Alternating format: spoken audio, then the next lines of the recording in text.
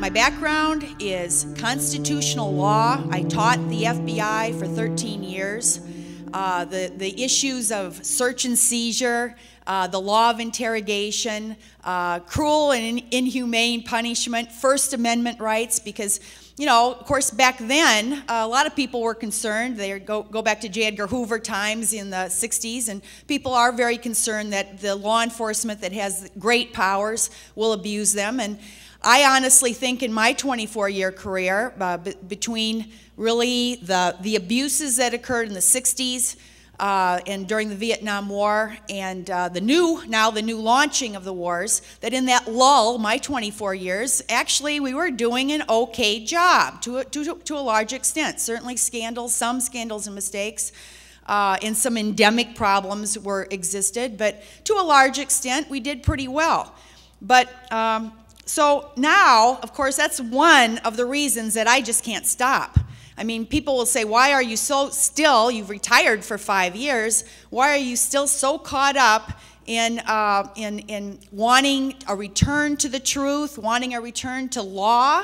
You know, we're not a country of laws anymore. I heard John Albanese speaking about, I think he said it in the present, he says, we are a country of laws, we do go after mass murderers, etc. And I wanted to say, no, that's in the past. You know, we still will go after some politically incorrect mass murderers. You know, if Ted Bundy's out there murdering people, yeah, he'll get probably caught in justice. But if it's something that the powers don't want you to know about, those kinds of extremely egregious, you know, massacres in Afghanistan and Blackwater and this, you know, no. There's not going to be any accountability right now, and we've actually become desensitized to accepting that. That's the worst. Cindy Sheehan yesterday was talking, and then she said, well, the worst is, I can't even remember exactly what it was in reference to, and she says, the worst is when I ask people, the Poles, the common citizens, you know, and they shrug their shoulders that they don't care or whatever. So anyway, I'll tell you a little bit about my story. It begins the week before 9/11. And the week before 9/11, all 56 field offices, again, to show you the juxtaposition, the people like myself, the ethics teachers in the FBI, were ordered, mandated, to give a PowerPoint presentation on ethics. And this was a result of the prior terrible domestic terrorist attack that Timothy McVeigh, our own probably PTSD suffering veteran from Gulf War I, Timothy McVeigh, the largest attack on American soil, killed 169 people, and was executed earlier that summer. And when he was going to be executed, the FBI was found to have not given some documents to his attorneys in discovery. How many people even remember this scandal? I mean, you guys were paying attention, because if I say this in a normal crowd, nobody recalls, which actually was a huge national scandal. Our FBI director was called before Congress. Now look at the difference between accountability.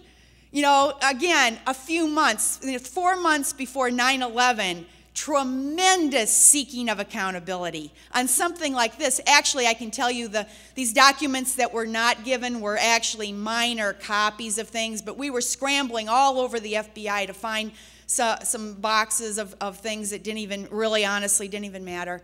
And so anyways, his remedy, of course, you know, this didn't make a lot of sense, but one of the remedies was to mandate that the FBI have ethics training.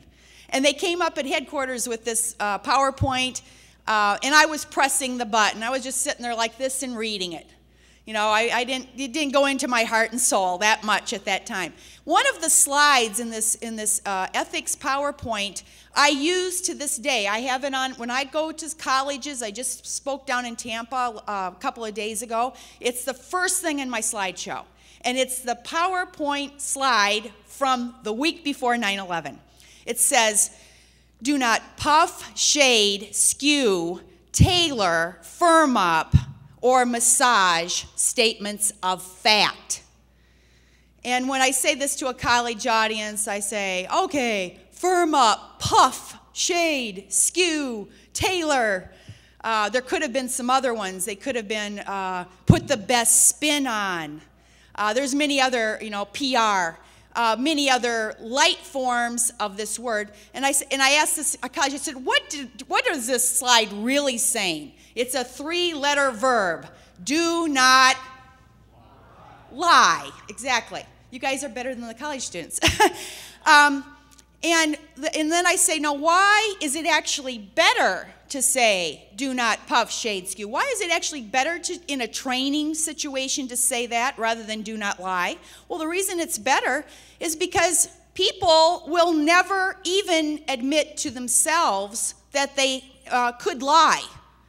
We all have, a certain amount of arrogance and hubris and whatever and self-preserving ego. And, you might admit that you shaded the truth or skewed slightly. That's much more likely. And you might think you're justified, that you can't explain to people who don't understand real well, so I had to shade it. If you're in law enforcement, you believe that, that you, for the greater goal of getting somebody convicted who might be a mass murderer, who might be a terrible drug dealer, etc. Oftentimes, you get this utilitarian thinking that, okay, yeah, I made a little mistake on my paperwork, the drugs and the chain of custody, we got a mistake here, but you know what? We're not going to let a terrible, guilty person walk out, so I might have to shade the truth, little minor thing, when I'm on the witness stand. That's actually, unfortunately, I'm going to tell you, it's very common in law enforcement, this utilitarian thinking. So I gave this PowerPoint, and of course, a week later, the worst happens, and of course, there's more to this story. A lot of you already know the Moussaoui story. I'll try to tell maybe 2 or 3 tidbits that aren't commonly known, but it's all out there because he is one of the only terrorist suspects that has actually been exposed to the criminal justice system. Now, this hasn't happened with all of the other people on Guantanamo, Mozambique, for instance, many of whom have little or no connection to actual terrorism, but there are some now that do have some connection. And it's all being dealt with. Unfortunately, Obama promised transparency. For a little while, there seemed to be a slight attempt to go into court and have some of these facts be given to the public and be, let's let a defense attorney make his best case here, but let's let a prosecutor. This is the way the system used to work. And if we had had real open trials, which we could have by now if we had not had black sites, we'd be so much further ahead in understanding 9/11, but it hasn't happened. It happened to a little slight degree with Zacarias Moussaoui, who was actually very connected to the other 19 hijackers.